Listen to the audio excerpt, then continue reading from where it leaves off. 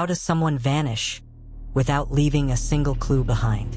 Not a sound, not a footprint, not a scream, just gone. In October of 2016, a 17-year-old girl named Emily Westbrook walked into the woods behind her home in Maple Falls, Washington, and was never seen again. She wasn't the type to disappear.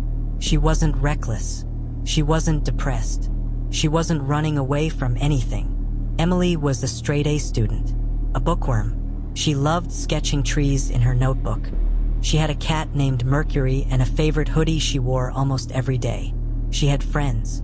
She had dreams. She had a life. But on one cold afternoon, she told her mom she was heading out for a quick walk in the woods. Just 20 minutes, she said. She never came back. There were no signs of struggle, no known enemies, no body, just silence. And the only thing more disturbing than her disappearance was what the police found deep in the woods 2 weeks later. This is the case of Emily Westbrook, and the mystery that still haunts the quiet town of Maple Falls, a place where secrets grow wild among the trees. Emily Westbrook was the kind of girl who would light up a room without even trying.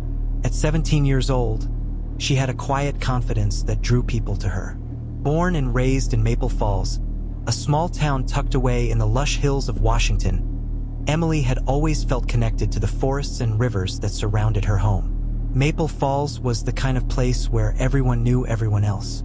It wasn't the bustling, noisy city, but a peaceful community where people waved as they passed by, and neighbors had barbecues on the weekends. It was the type of town where kids could walk to school without worrying about traffic, where the worst thing that might happen was someone's lawn being covered in leaves. Emily's home was just a few blocks from the town's edge, on a quiet street lined with tall trees. Her family, a mother, father, and 2 younger siblings, shared a cozy 3-bedroom house. Her mom, Jessica, often described Emily as the calm in the storm, a quiet soul who liked to keep to herself but was always there when someone needed her. She had a deep connection with her younger brother, Max, who looked up to her more than anyone else in the world. At school, Emily was known as the quiet intellectual. She wasn't the type to flaunt her achievements, but it was clear she was one of the smartest in her class. She loved to read, especially books about nature and wildlife. Her favorite stories were those about explorers who ventured into unknown lands, and she'd often talk about how one day she wanted to become a biologist and study animals in the wild. Emily also had a passion for drawing. She would often sit by the window at home with her sketchbook, capturing the intricate patterns of leaves and trees. Her art wasn't just about the beauty of nature. It was about her deep understanding of it. Friends would tell you that Emily had an uncanny way of noticing the small details that others missed. The way the sun hit the forest floor in the morning, or how the leaves whispered when the wind blew through them. She wasn't a social butterfly, but she had her close-knit group of friends. There was Sarah, her best friend since childhood, who loved to joke about how Emily always seemed to know when something was wrong, even before anyone said anything. Then there was Jake, a quiet boy with a love for photography, who often joined Emily on hikes through the woods. He'd bring his camera, and Emily would bring her sketchbook. Together, they shared a deep appreciation for the outdoors. Her family and friends all described Emily the same way: thoughtful, introspective, and kind. She would go out of her way to help others, whether it was tutoring a younger student in math or volunteering at the local animal shelter. She loved animals, especially the wild ones, and dreamed of one day working with conservation groups to protect endangered species. Emily's life was simple, but it was hers. She was content. There were no signs of conflict at home, no hint of danger lurking in her life. She was a grounded teenager with a bright future ahead of her. But the peacefulness of Emily's life would soon shatter. In the days leading up to her disappearance, everything seemed normal. She had finished her homework early that day, planning to take a walk in the woods, something she did often to clear her mind. She had always found solace there, in the silence of the trees, the whispers of the wind. The woods were Emily's escape. That afternoon, just after school, Emily told her mom she was going for a quick walk. A brief break, she said. Nothing unusual, just a walk in the woods behind their house. But this time, Emily didn't come back. It was October 9th, 2021, a Saturday, the kind of day that felt like it was hanging in the balance between fall and winter. The sky was overcast but not threatening, and the air had that crisp bite to it. Emily had always loved this kind of weather.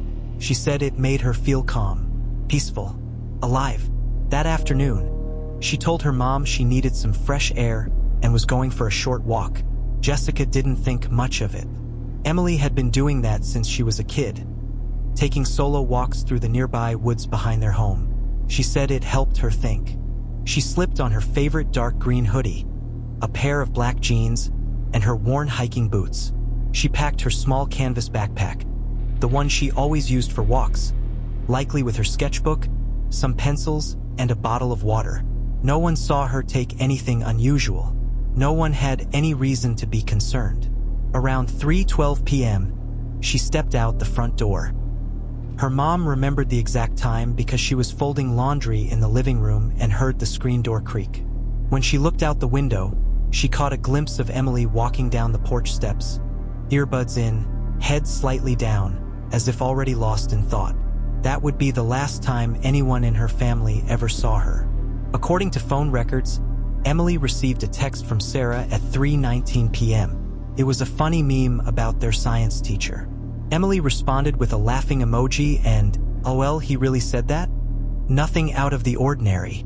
Everything seemed completely normal. At 3:23 p.m., Emily passed by the back of the Rowan family's house, which sat on the edge of the woods. Their teenage son, Liam, was in the garage working on his bike and waved at her. He said she smiled, waved back, and kept walking. That's the last confirmed sighting. The woods she entered were familiar to her. Locals called them Ironwood Trail, a 5-mile loop that weaved behind several neighborhoods and ended near the town's river. It wasn't unusual to see hikers, dog walkers, or teens cutting through to meet friends. But Emily wasn't meeting anyone. At least, not that anyone knows. Her phone continued to ping cell towers until approximately 3:41 p.m. Then nothing. No texts. No calls. No location data. It was as if the phone had either died or been turned off. When she didn't return by 5 o'clock, her mom started to worry. By 6 o'clock, she was calling her phone repeatedly. No answer. Jessica tried Sarah, Jake, and a few of Emily's other friends. No one had seen her. Everyone assumed she was just out sketching. But it wasn't like Emily to stay out this long without letting someone know. By 7:12 p.m., her parents called the police. The officers initially suggested she might have just gotten sidetracked or lost track of time. Teenagers wander. But by nightfall, when the temperatures dipped below 40 degrees and Emily still hadn't returned, the concern turned to fear. Search teams were deployed by midnight. Flashlights and thermal drones scanned the woods. Volunteers from the community combed every inch of the trail, calling her name. They followed every possible path, looked under every fallen log, behind every tree, but there was no trace of her. No footprints, no dropped phone, not a single shred of clothing, nothing. And the thing that disturbed investigators the most? There had been no signs of struggle, no torn branches, no broken twigs, no scuffle in the dirt. It was as if she had simply vanished. They brought in tracking dogs the next morning. The dogs followed her scent from the house, down the trail, and into the woods, right up until a point about half a mile in, near a split in the path. Then the scent stopped. Abruptly, one of the dogs began circling the same area repeatedly, then sat down, confused. That's when authorities started considering the possibility that Emily may have been taken. If someone had grabbed her, it had been fast, silent, efficient. Rumors started to swirl. Some believed she had staged her disappearance, but those who knew Emily laughed at the idea. She wasn't the type to run away. She had no reason to. She was doing well in school. She had a good relationship with her family. She had dreams for her future. Others whispered about a stranger being spotted in town a few days before. A man in his 40s, driving an old white van, seen parked near the trail entrance. But police could never confirm it and no one had a license plate. All anyone knew for sure was that Emily Westbrook walked into the woods on a calm, cloudy afternoon and was never seen again. By the time the sun dipped below the horizon, the atmosphere in the Westbrook home had shifted from quiet concern to full-blown dread. Emily had never stayed out this late without texting, especially not with darkness setting in. Her mother paced the living room, calling her phone over and over again. It rang twice, then straight to voicemail. At 7:12 p.m., the Westbrooks called the police. The officer on duty took down the details: age, last seen location, what she was wearing, and assured the family they'd look into it. But as with many missing teen reports, there was hesitation. Maybe she had wandered off with friends. Maybe she'd be back by morning. But by 9 p.m., when Emily still hadn't returned and no one had seen or heard from her, the search began. First, it was local officers combing the woods with flashlights, shouting her name. Then neighbors joined in. Dozens. Then hundreds. By midnight, volunteers from all over town had arrived. Some in boots and gloves, others still in pajamas clutching flashlights. Search dogs were deployed. K-9 units traced Emily's scent deep into Ironwood Trail, the same path she had taken countless times before. But, just like the night before, the dogs stopped cold at that same fork in the path. Beyond that point, nothing. The next morning, Sunday, helicopters began sweeping overhead. Thermal imaging was used to scan the dense canopy. Drones followed every trail. Crews marked every tree with bright orange tape to keep track of the areas already searched. Social media exploded with hashtags. Hashtag Find Emily. Hashtag Where is Emily Westbrook. Flyers were printed by the hundreds and taped to gas station windows, telephone poles, school bulletin boards.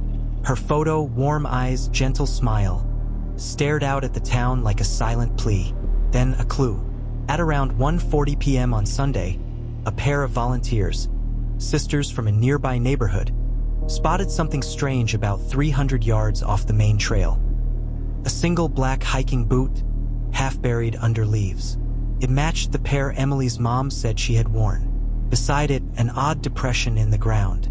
Not quite a footprint, but not natural either, as if someone had stood there for a long time or something had been dragged. Forensics rushed to the scene, but no blood. No fibers. No clear signs of what had happened. The boot was carefully bagged and sent for testing. Later that night, Emily's phone briefly pinged a cell tower 10 miles west of the search area. For just a second. Then nothing. Authorities followed up immediately, sending out search teams in that direction, scouring every roadside, drainage pipe, and abandoned structure. But no trace. Some believed it was a fluke.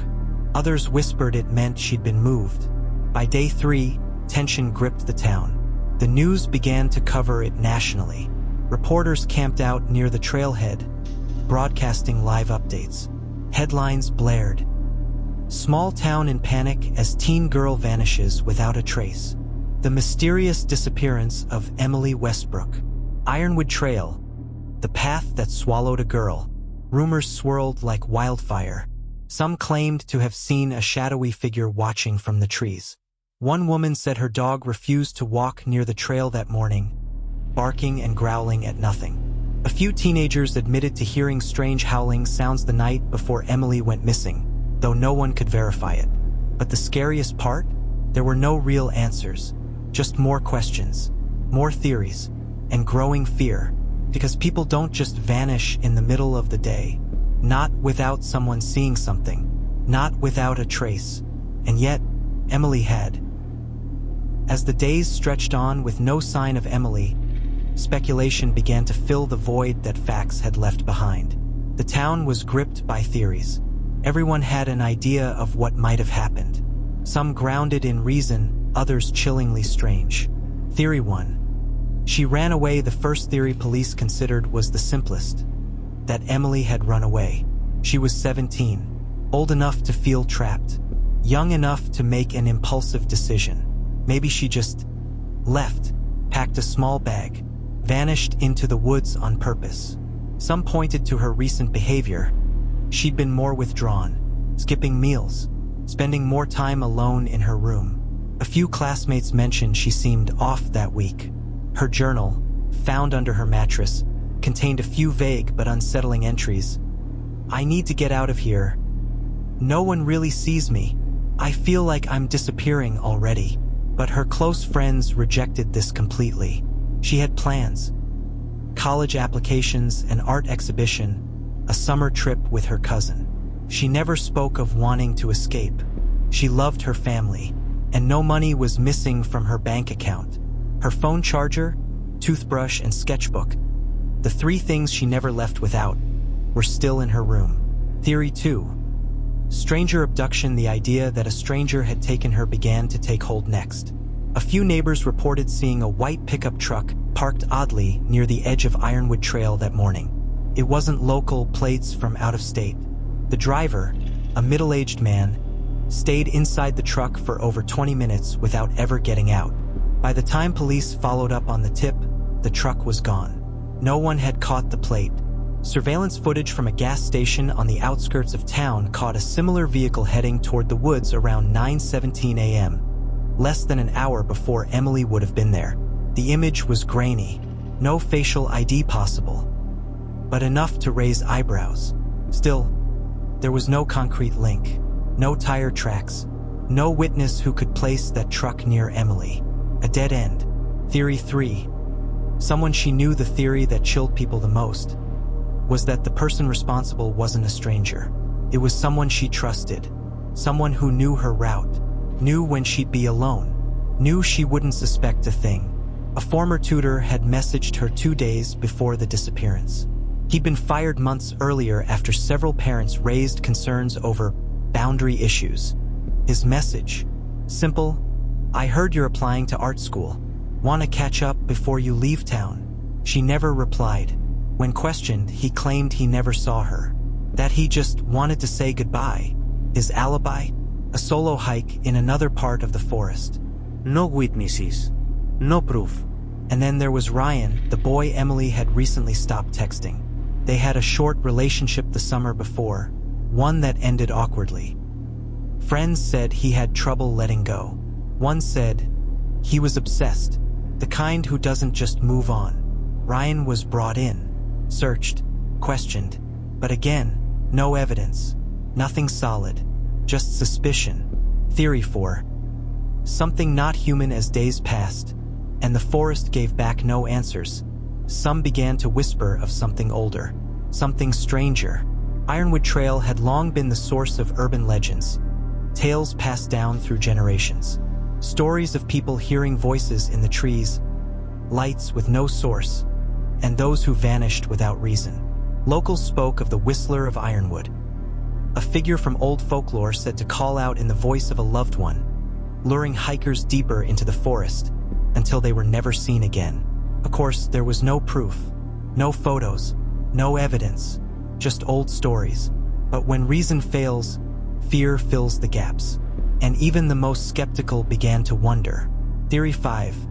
A pattern? Or a predator? This theory arrived like a storm cloud. Slow at first, then impossible to ignore. 3 years before Emily vanished, a 19-year-old college student named Alyssa Monroe had gone missing 27 miles south of Westbrook. She was last seen hiking alone. 2 years before that, Carmen Lewis, 16, disappeared while biking home in the neighboring town of Lakeside. In both cases, young girl, small town, outdoor setting. No remains ever found. Police had never connected them. Different counties, different circumstances, until now, because all three had something in common: a faint scent trail that led into a forest, and then stopped. Some began to suspect a serial predator, someone skilled at leaving no trace, someone watching, waiting. A few locals even reported seeing a man, tall, bearded, walking alone in the woods the week Emily disappeared, always at a distance, never speaking. When they waved, he walked away, but no one knew his name, and he never came forward. With every theory came a sliver of hope and a shadow of fear, but no theory had solved the mystery, and Emily was still missing. Despite the massive search efforts, only a handful of clues ever surfaced. Each one raised more questions than answers. 3 days after Emily disappeared, a volunteer stumbled across something half-buried beneath a patch of ferns just off a lesser-known path. A single white sneaker. It matched the pair Emily was last seen wearing. But only one was found. The laces were intact. No signs of a struggle. No footprints nearby. No drag marks. It was just there. Not far from the shoe, a torn strap from a backpack was discovered snagged on a branch. Investigators couldn't confirm it was Emily's. Her actual bag was never found, but her parents said the color and style looked identical to the one she carried every day. Then there was her phone, or more accurately, the data from it. Emily's last outgoing text was to her best friend, sent at 10:24 a.m. It read, "Heading in now. Wish me luck, lol." No one ever figured out what she meant by heading in. Was it about the woods? A meeting? Something else? After that, there were 2 ping attempts from her phone. One at 10:37 a.m., another at 10:42. Both bounced off a cell tower near the trail, and then the signal went dead. It was as if the phone vanished too. No one has ever recovered it. A nearby gas station security camera captured a brief clip of someone walking toward the edge of the forest around 9:50 a.m. The figure was too far to be clearly identified, but the height and build matched Emily. She was alone, no car in sight, and then there were the eyewitnesses. A couple walking their dog around noon claimed they saw a girl deep in the woods, standing still, almost as if she was waiting for someone. When they got closer, she was gone.